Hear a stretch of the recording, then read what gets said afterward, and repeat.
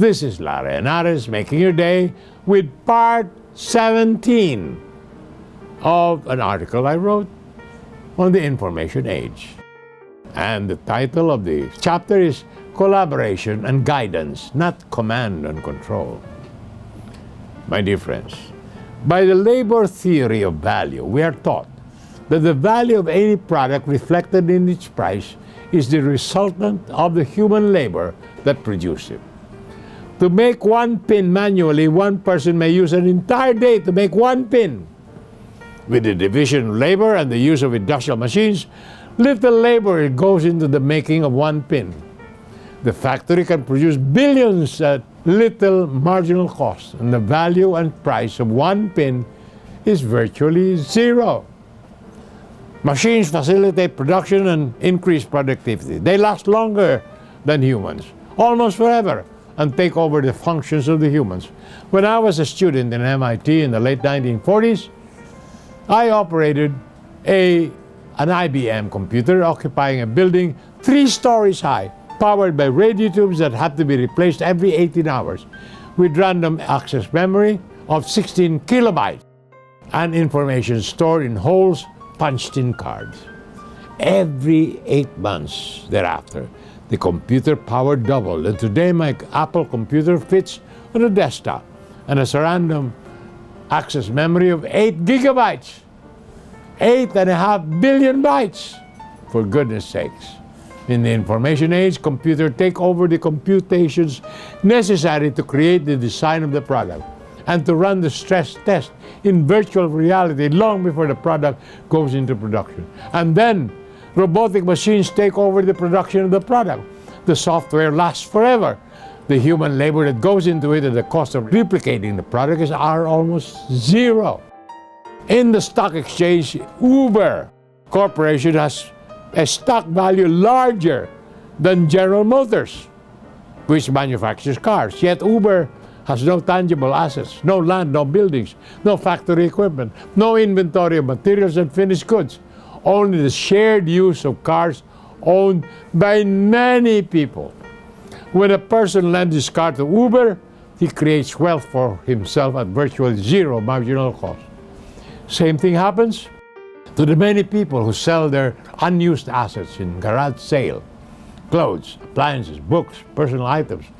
They create wealth for themselves and increase the amount of goods available for general consumption at virtually no marginal cost. This classless society of the information age are composed of citizens who are both consumers and producers, involved in the design and production of the goods they consume, goods that are infinite in variety and abundant at low marginal cost. To become a real perfect society, every man, woman, and child should be able to access all they need to live a decent life: clothes, shelter, medical care, education, practically free, and use their leisure hours contributing to the general welfare of the human race. In other words, create an economic system of caring and sharing.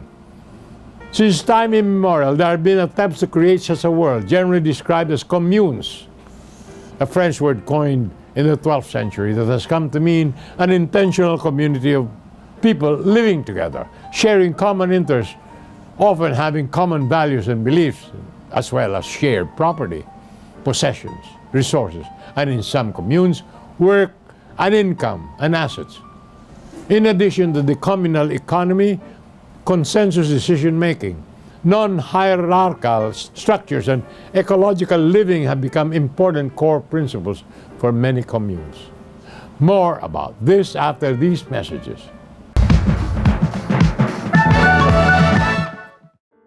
This is Larry Henares making your day with part 17 of an article I wrote on the information age. Chapter is Collaboration and Guidance, not Command and Control.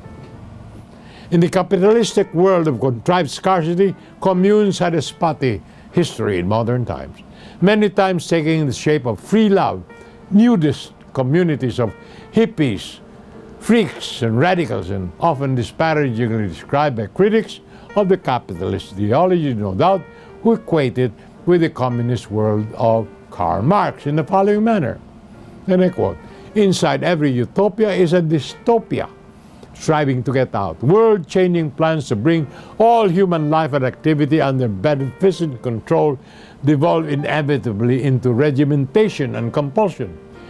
Edenic, life-affirming communes descend into chaos and waste. Our presently evolving tech utopia has barely reached its peak, and yet in it, this horror movie process has already begun. Information must be free, and so lies and manipulations proliferate. Common human connections are degraded. Limits on power and self-dealing erode. Inequality increases with differential success. And all this in less than a single generation."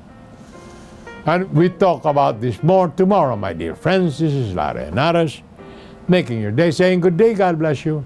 Thank you very much for being with us. Till next time, hasta la bye-bye.